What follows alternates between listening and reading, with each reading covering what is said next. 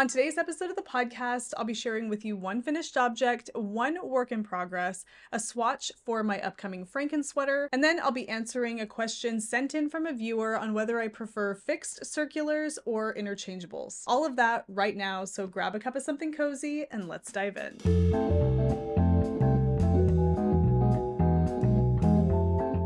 Hello, and welcome to the Wool Needles Hands Knitting Podcast. My name is Tayler, and I will be your host. Today is going to be a relatively light episode. I'm going to catch you up to speed on a finished object, a work in progress that's going to be a Christmas gift for my son's teacher, a swatch for my future Frankensweater, and then I want to talk to you a little bit about where I stand on interchangeables versus fixed circular needles, as this was a question sent in recently by one viewer, but has been sent in frequently by other viewers in the past. I do have a video where I talk about 5 of my favorite knitting gadgets, and I'll link to that down below. I talk a little bit about my favorite circular knitting needles in that video, but I'm going to be touching on that just a little bit today since it's been about, I want to say about 9 to 10 months since I posted that video.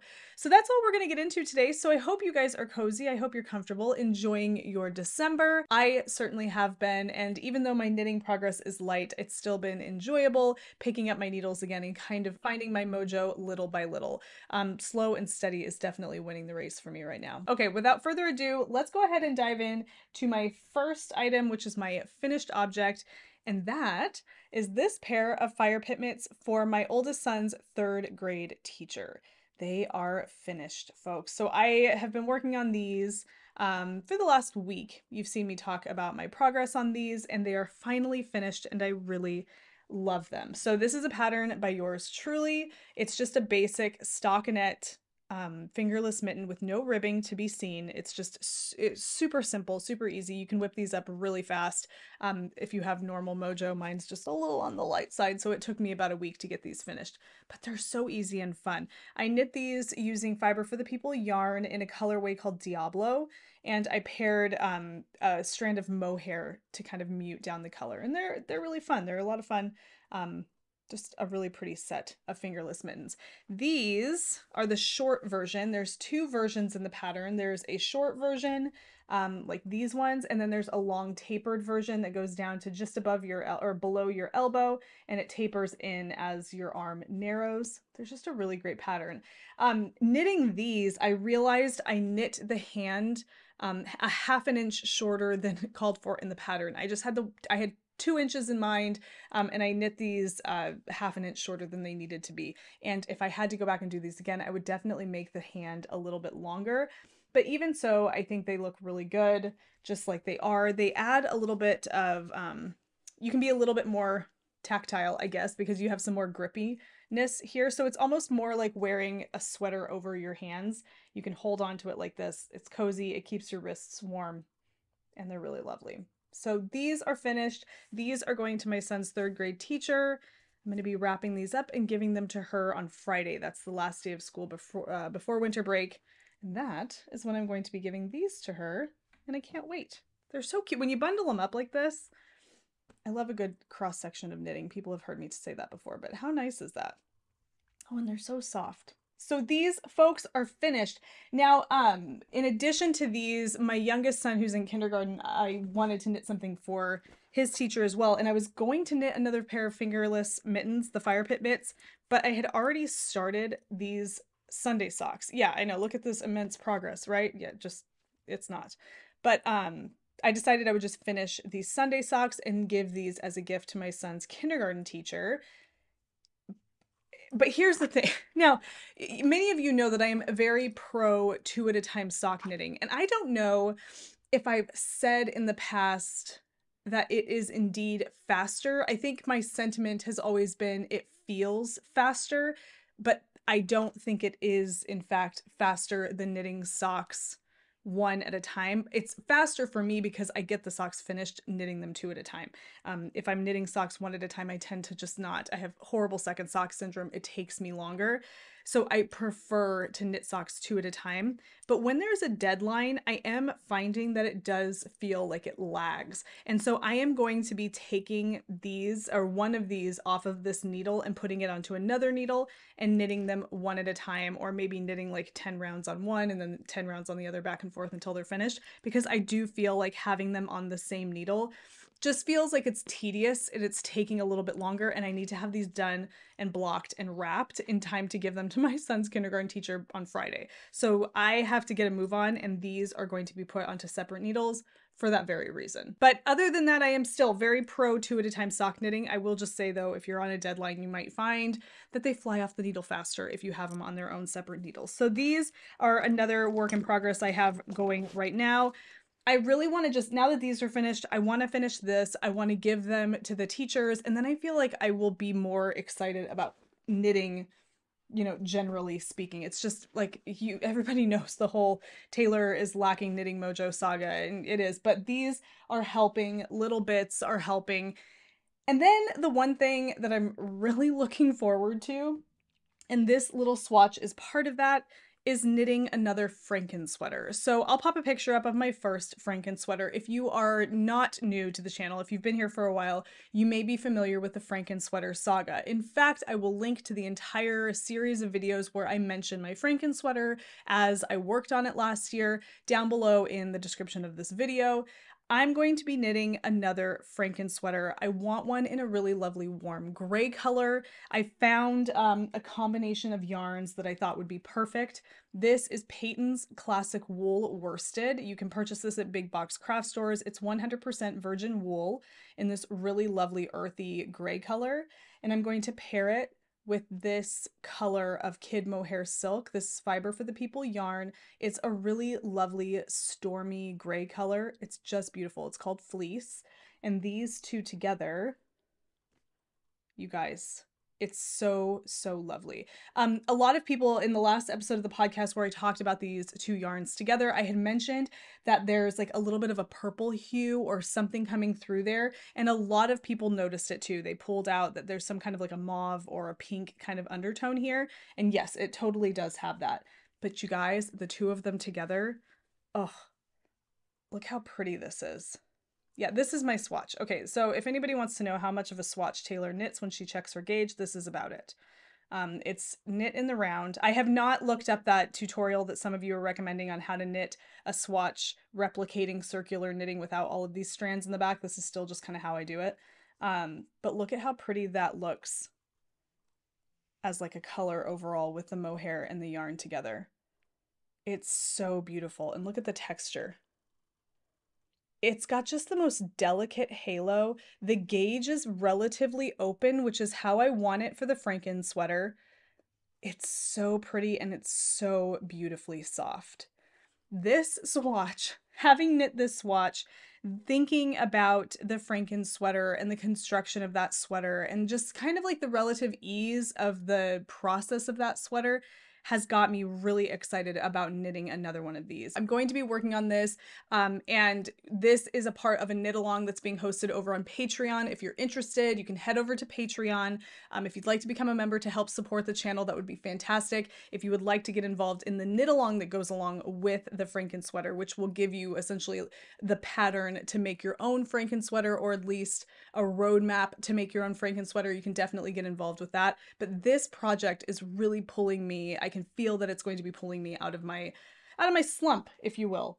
And that's something to look forward to. So I'm really excited about that. The colors look great together. They're going to make for a great Frankensweater, and there's nothing like another Frankensweater to add to my collection because it's just a really gorgeous classic sweater. Okay, like I mentioned, I wanted to just take a quick second to provide a little insight into the question of interchangeable versus fixed circular knitting needles and what I kind of use to determine whether or not someone, because I already own one, should purchase fixed circulars or interchangeable knitting needles. I know this is a question that comes up a lot, especially around this time of year when people are thinking about Christmas gifts for themselves or asking for a particular Christmas gift from a loved one, whether or not they want to invest in the interchangeable knitting needles.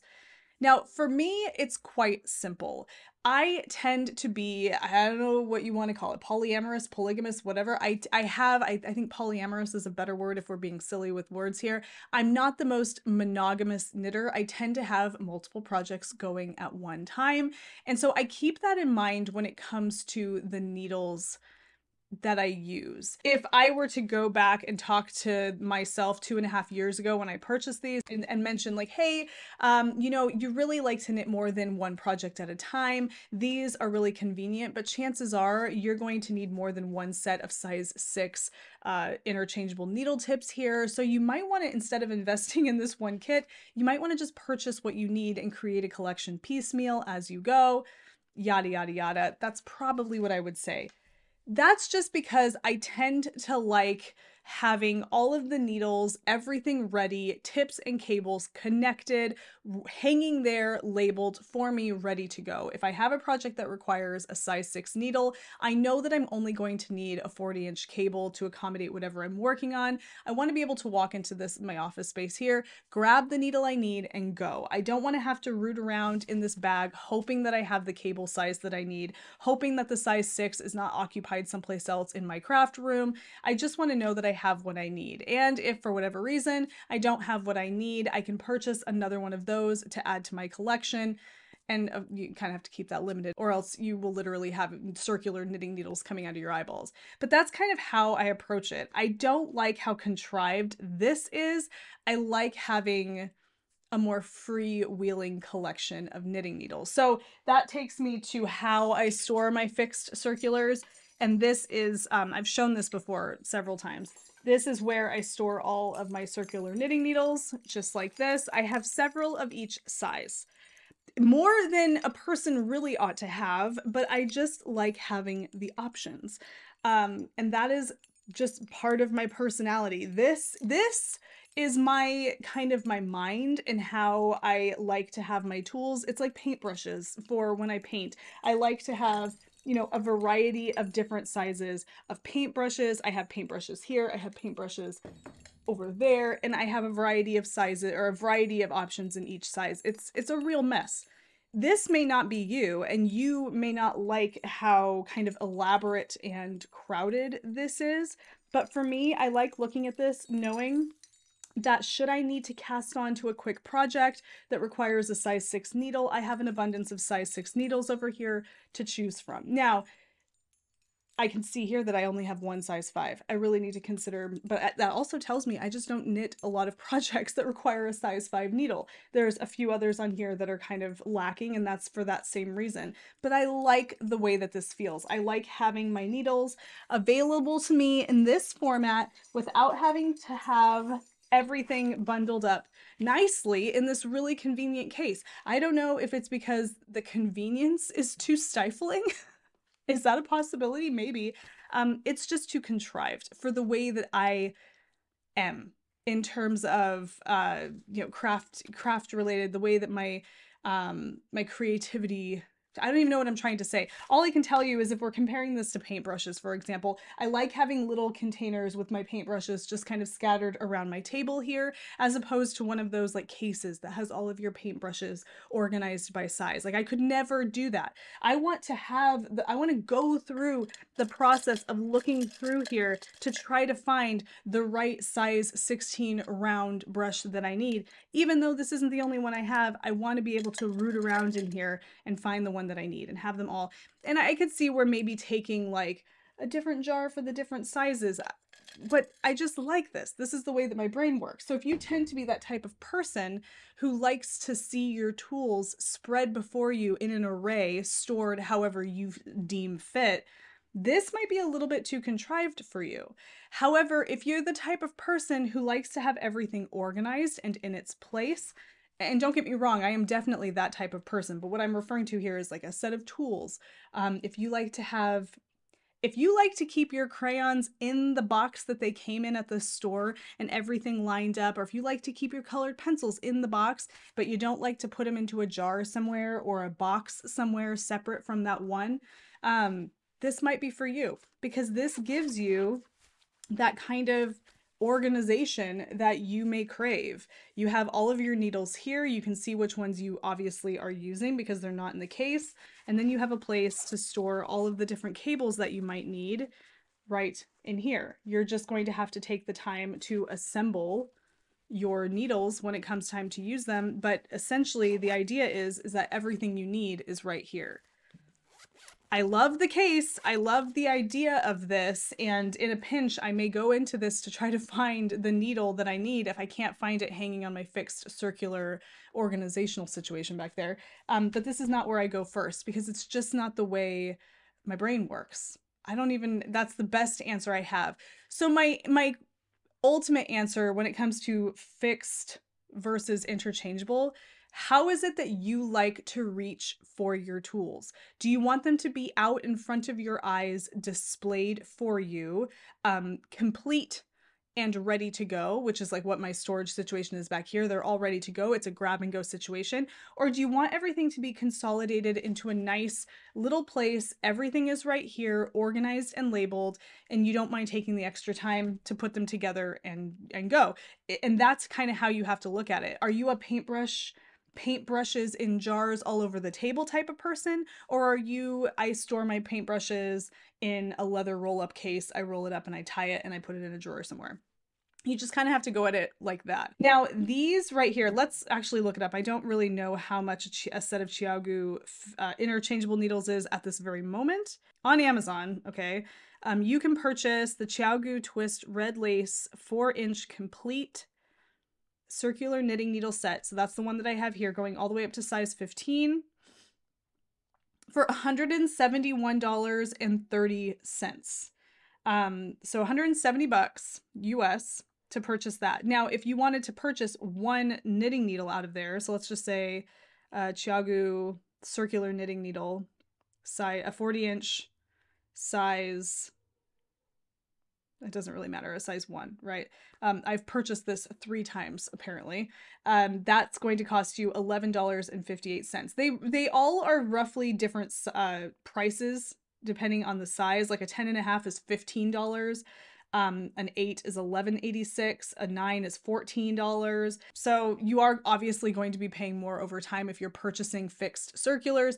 What I have back here is far more money than this right here, but I have what I need. I have multiples of what I need just in case I'm knitting more than one project of a particular size. So it doesn't really bother me.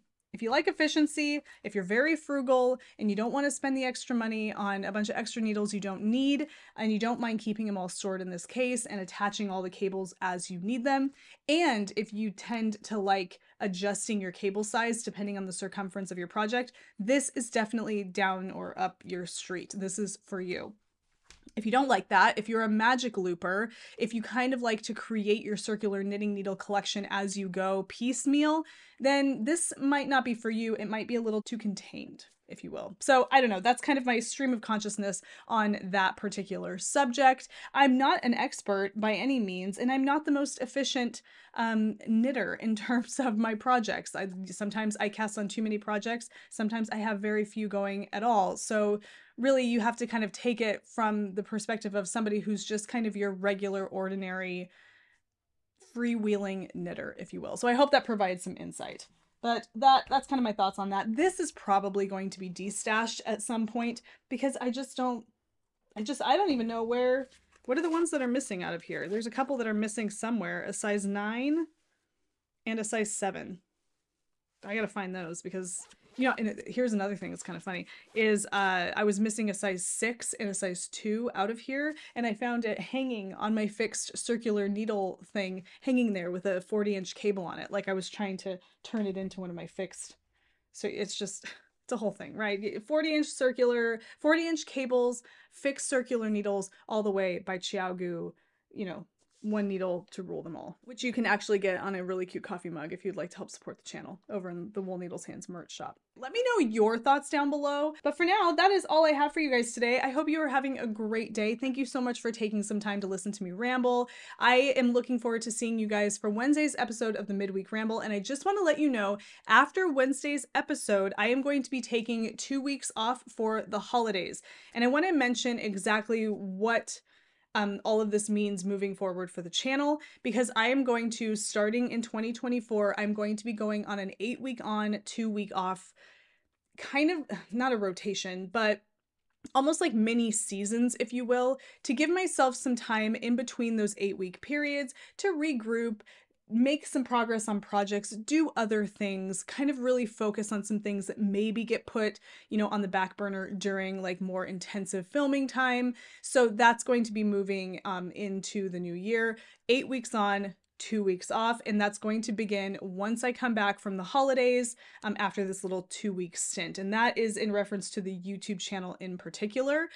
So moving forward, that's how it's going to work. There will be 8 weeks of Wool Needles Hands content with 2 weeks off, and then right back into the content as usual for another 8 weeks, so on and so forth. And all of these things are a way for, promoting longevity of the channel and making it work for me and for my family and all of that. And also it gives me a little bit of time to develop new content in the following 8 weeks after that 2-week break. So that's kind of how it's going to be starting in the new year. And I appreciate everybody so much for your support, for your feedback, for all of that. You guys mean more to me than you know. I will see you guys on Wednesday's episode of the Midweek Ramble, but until then, happy knitting, happy making, happy whatever it is that you're doing. Take care, be well, and I will see you soon. Bye!